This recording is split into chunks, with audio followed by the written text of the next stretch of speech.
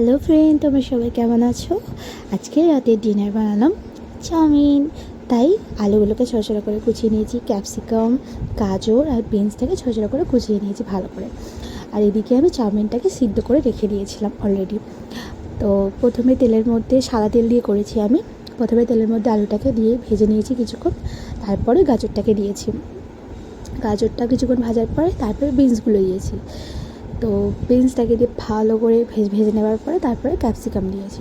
Capsicum দিয়ে ভালো করে ভেজে মানে ওটাকে ভালো করে মচমচে করে মানে ভালো করে ভেজে একটু নুন দিয়ে ওটাকে তুলে রেখেছি।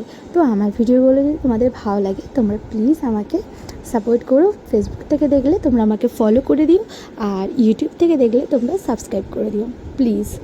তো যাই হোক, তারপরে লাস্টে 3টে ডিম দিয়ে আবার কড়াতে তেল দিয়ে ওগুলোকে নামিয়ে রেখে কড়াতে তেল দিয়ে 3টে ডিম ভালো করে ভুজিয়া করে নিয়েছি। তারপরে এখানে চাউমিন দিয়ে দিয়েছি। চাউমিন দিয়ে তারপরে একটু একটু করে চাউমিন দিয়ে একটু একটু করে ওই ভাজা জিনিসগুলো দিয়ে করছিলাম।